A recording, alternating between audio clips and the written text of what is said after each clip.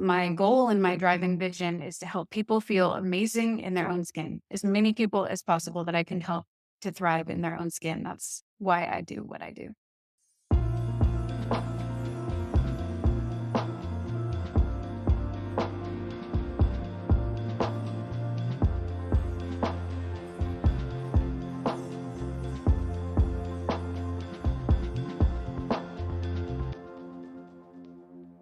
Well, hello and welcome back to the Amanda Kaufman Show. I am delighted to be speaking with my friend, Amy Jordan, and we're continuing the discussion on coaches that don't suck. I've been talking on social media lately about this boogeyman of the sucky coach, and that's why we can't be seen, and really wanting to have more coaches that have all this amazing training, all these amazing gifts get out there. So when Amy said, "Yeah, I'll come talk to you about that," I was delighted because Amy Jordan is an absolute expert in her field. She's an inventor, she is a coach, she is a leader, she's an entrepreneur. She's done so many amazing things. Amy, welcome to the show. It's my honor to be here and just to get to know you better and share with your community because I am a stand for coaches all day long. And I'm really happy to chat with you and serve your community and your audience. I love it. Awesome. Well, Amy, I am so curious. Have you always been an entrepreneur? Have you always been helping other people with what you do? How did you get into this? No, actually, I haven't been similar to your path, Amanda. I've had a thriving corporate career. I had a job I actually really loved. I loved the work I was doing. I was an entertainment marketing executive, and my last big job was as a senior vice president at Marvel. A dream job for many people would be that role. I loved the people I was working with and the actual work I was doing, but I knew that it wasn't fulfilling my purpose and really filling my soul. I felt like it was kind of draining my soul, not in the fact that I didn't like it, but in the fact that I didn't feel like I was giving back enough to the world. I wasn't a storyteller. I wasn't a movie maker. I was a marketer. And so I felt like I was selling, selling, selling instead of giving, giving, giving. And that was really more what I wanted to lean into. So after 12 wonderful years in that industry with amazing people and friends that I still have, I just pivoted right out and I knew that I wanted to do something that helped fill other people's cups. And Pilates for me is the way to do that because my goal and my driving vision is to help people feel amazing in their own skin. As many people as possible that I can help to thrive in their own skin. That's why I do what I do. Well, I'm going to tell you a little secret, Amy. I have been working on my health for years, and I get people in my DMs all the time that are like, "Here, let me help you. Let me fix you," all this kind of thing. One of the reasons I invited you to this conversation is so impressed with your grace in the DMs. And like, you were so generous, you were so helpful. And I felt your energy in how you treated me, and I loved it, and it was absolutely a standout from what I'm used to getting from people in the space of health and fitness because I have to tell you that because it really did make a big, big impression. Well, I thank you for giving me that feedback. I receive it and appreciate it because I truly see it as an invitation. I'm going to invite you to move with me, and then it's absolutely up to you, right? Your body, your choice. Like, if Pilates is not for you, that's great. I will applaud you and cheer for you moving your body in any way that is. And I've always valued so enormously holding space for people and meeting them exactly where they're at. So that might not mean they're ready to move in the way that I move or in the way that I teach.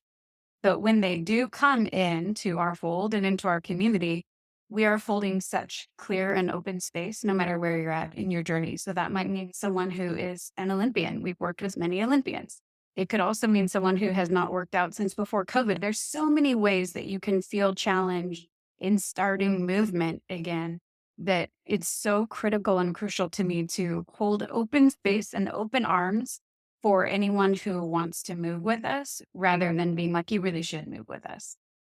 Like you're speaking exactly to the coaches who don't suck, right? Is that they do create that space and allow the person to come in. And to be clear for the listener here, it's not like Amy was just passively posting to social media and hoping for the best. You clearly have a process, an approach, and a way that you choose to have that engagement. And it made a huge difference. So when you're reaching out to somebody, just tactically speaking, what do you keep in mind that helps you to do that? Like more tactically, what do you keep in mind when you are reaching out to someone that you've never spoken to before? I'm typically going to be looking at their profile. So I have a little context if they're not private, like, oh, okay, I can see that they're in a gym, or I can see that they have children, or I can see that they work in a corporate job, it just gives me a little glimpse into their story. And then from what I do for work, it can be kind of a triggering conversation. There's a Mm, lot of shame about the way that we look or the way that we can perform in physical activity. And so I always keep that in my mind and my heart too, is that I want to come across as saying, like, hey, would it help you to move with me? Is there something I can help you with? Because my other unique approach is that I really am a master of movement, and I am a master of helping you feel good in movement. There's a dime a dozen of people who can get you sweaty and, feeling sore the next day. That's not what I'm after. I'm after, how can I help you thrive in your own skin? So I want to try to invite people is a major approach. Just invite and let them know that I'm willing to work with them. And then trying to educate them a little bit on what I do that's different from every other fitness person that's on Instagram saying, do lift your booty like this. Like, you'll also notice that there is zero content on the exterior, because that is something that makes me absolutely crazy about the fitness industry is there is so much focus on the exterior. Even people that I respect in this space market and preach to, you should look this way and do my program and you will look a certain way. And the way mhm. that I see it and where it's coming from in my heart, move with me, let me, work with you or teach you, and you're going to feel this way. Because I'm so much more interested in how you feel. I don't give a hoot about what you look like.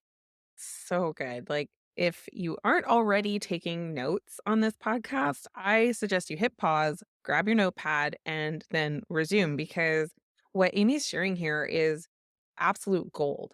When you are in that looking and sounding like so many others that kind of do what you do, it can be really tempting to try to do something really esoteric or hard to explain.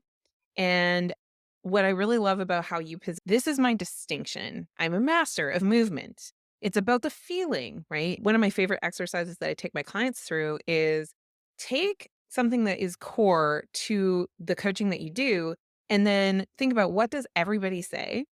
And then what's your contrary to popular belief? Because that contrarian belief is why people are going to choose you as opposed to somebody else. So you did And that. it's going Just to help you stand out from the rest of the noise. Because at a glance, if you're scrolling through Instagram or TikTok, I look a lot like a lot of the Pilates girls on Instagram and TikTok, right? I've got blonde hair. I'm from California. I work out a lot. Like, there's a lot of things that, yep, yep, yep, same, same, same, same. And what needs to be expressed then and shared is the language I use surrounding movement, the approaches and ideas and focuses of our videos and of our content, so that it is definitely never coming from an outside in and always coming from an inside out. And sure, will you look amazing afterwards if you get your body aligned, if you get your core connected, and if you're doing the moves that we suggest? Yes, of course, but that is never our approach, because that's like a secondary little cherry on top to feeling amazing. It's just not our focus. yeah, I totally appreciate that. And, as a business coach, it's so interesting because as you're speaking about this, I'm like, wow, a lot of people have shame about where they are in their business. A lot of people have shame about the quality of their material that they're publishing and things like that. And I know I've worked through a lot of those things myself. And the game changer was when I was like, wait, what matters? And I have my little tattoo, "Do what matters" on my arm. Like, it really reminds me of like, well, what matters? And what I'm hearing you say here is you've gotten so laser clear about what matters that is unique and distinctive. That's why you wake up because only you can do what you do the way you do it. And that clarity of the value system is so super important.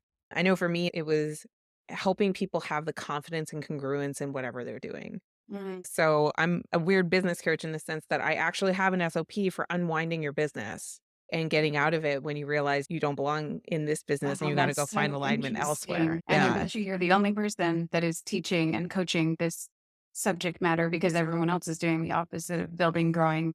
Exactly. It's all about building and growth and how many millions of dollars have you done. And I won't lie, like when I talk about how much I've made, I always get a spike in views. But when I think about the breakthroughs that my clients have, and when people slide into my DMs in a really authentic way and say, "Hey, can you help?" It's often with those challenges that go unaddressed by the mainstream. I'm thinking about Absolutely. quitting, I'm thinking about pivoting, I'm thinking about all of these things. And it's so important, I think, to choose that alignment. I'm thinking about that moment that it hit for me was when I was sitting in a personal development seminar at the earlier part of my journey. And from the stage, they said that the issue was that the pain was coming from achievement without alignment. And, what you're talking about of like finding your truth and finding what is important to you in this mastery of movement, it sounds to me like you've found an alignment for your achievement. Absolutely. And that really resonated with me. And I am late to the coaching game. I just started my first professional coach this year in January of 2024. I've been an entrepreneur since 2008, and I just didn't know or understand the value of coaching. And I'm glad that so many coaches are putting themselves out there and sharing their content and what they can help you learn and thrive and grow in a business, because I didn't know how impactful and how powerful it could be. And the massive growth and expansive growth I've had as a leader, not only from revenue, yes, revenue has grown, but the way that I'm showing up for my team is so different. But I had really gotten stuck in putting out fires. I had gotten stuck in my inbox. I had gotten stuck in, just this constant to do list from any angle, any person, partner that wanted my attention or needed my answer that day. I'd gotten really caught up in that. And only through coaching did I really start to pull back and allow myself to focus on where did I want to go with this business, with these new tools, with my inventions, back to my trade. But with my inventions, I had had multiple inventions sketched on paper that have been sitting in a file for 2 years. It's wild. So having the ability to delegate to an assistant, to delegate to my team and have them put systems into place so that I'm no longer needed as this fire putter outer or whack-a-mole person, it allows me to focus on the expansive growth of the company. And I've achieved all of the goals that I put forth at the beginning of January. It's all really happening because I finally invested in a coach Right. and I finally took action as a coachee. What do I call myself? A client. So, for your coaching audience, please understand that even people who you think I have 12 studios across the country, I have, in 2 patents, I have all these wonderful accomplishments, but it really took a hard look at myself and where I wanted to grow and what my boundary or what my blockages were, doing that with a coach. So, to those of you who are listening who are coaches, you can still approach the people who are already in business. It's just not the baby businesses. This is allowing me to exponentially grow and thrive in a way that I'm incredibly grateful for. So much so that I just started a second coaching program based on content creation this week. So I've really Um, started to see and understand the value of what coaches are providing. And as a side note, my very dearest lifelong best friend is a life coach. So I've always had some life coaching. So I've always been able to get that kind of support in a more personal, but also, dabbling in professional. But just as a word of encouragement to you and your audience, it's really an important and valuable service that you're offering. And I just hope that you are feeling that and understanding that many of us appreciate and see the value in what you're doing. Absolutely. When you realize that coaching is so synergistic and you can activate, I'm sure it's the same for you when you're working with somebody and they activate their movement and they are becoming more health conscious and they're implementing some of the things. I'm sure you're seeing a huge ripple effect with your clients as they do Abs- that. Absolutely. You see them walk in lighter, Mhm. standing taller, feeling more confident. I have an anecdotal story of a client who used to not feel great in the way that she felt in her skin. And she's been a client of mine for over a decade. I adore her. And she used to always choose the machine that I thought was the worst machine because the mirror kept you off like halfway on the machine. So there was one the Oh, machine that did not have a mirror on it. And we work standing on either side. We work in the middle. We work in lots of different orientations. And I remember saying to her, like, do you want me to save you like a better machine? Like, is this on purpose? And she's like, I don't want to look at myself in the mirror. she And just I wanted to do the work. And she wasn't feeling confident about what she saw reflected back to herself. yeah. And it didn't take long where I saw a lot less of that, but I've seen her on more than one occasion on a machine with a full mirror, head up, proud eyes, looking back at her reflection and really celebrating the work that she's doing in the room and feeling really confident in the skin that she is in. Oh my gosh. I love that story. That's the whole It's reason why we do what we do. I like to tell people I'm a cleverly disguised confidence coach. Mhm. And I'd say the same thing for you. You're a cleverly disguised confidence coach, It takes the work to really start to embody that confidence, but if you can create that container and that process that people can and the trust and the rapport that people can just do the work, do the things. Yeah. It's amazing what they can accomplish. And if you can hold that space without judgment and with encouragement, serving as their coach is really holding space for them, right? So I don't often use the word coaching, but it is very aligned in that word as well, where you're just holding that space for them, being their support system and being their biggest cheerleader and allowing them to celebrate their wins so that they then can continue to grow and shine. They take that out of the room. They walk out of the studio with that little, another little simple added into their confidence, into their strength, into their empowerment. They walk out feeling great because the way we approach it is all with positive. So when you're in the studio with us, it is a lot of yes language, a lot of positive language. There is absolutely no negativity. There is no tearing down. There is no, if you're not doing it this way, this doesn't count. Things of this nature that you hear in a lot of maybe Mhm. can't be or just more aggressive forms of movement. And even in our training, we go through the process of practicing positive language, inclusive language, empowering language, so that we are creating a space where you are giving them this encouragement and validation to help them achieve the goals that they have while they're working with you. Love that. Yes. So the best way is at Amy Jordan Official. That's either on Instagram or TikTok. And then to follow the studios, it's at Wundabar Pilates. That's Wundabar Pilates. And we also have Wundacor, which is my invention here. And this is Wundacor at Wundacor on Instagram or TikTok. So I would love to see you there. If you would like to move with me, I do a live 40-minute workout each week. And then that's followed by 20 minutes of questions. So if your shoulder is feeling a certain kind of way, if your knee doesn't feel great doing lunges, you have direct access to me. Not only will I watch you while we're moving and keep an eye on your form, we will also get a chance to kind of deep dive after the workout. So if that sounds great to you, please DM me at Amy Jordan Official and just DM me the word Amanda and we'll know what you are after. We will make sure to get you a link to join the next class as my guest. Thank you so much for joining us for the Amanda Kaufman Show. And don't forget to subscribe and to leave a 5-star review. It helps other amazing coaches find this episode and this series and let them listen to this podcast and help them out. All right. Thank you so much for joining, and we'll see you next time.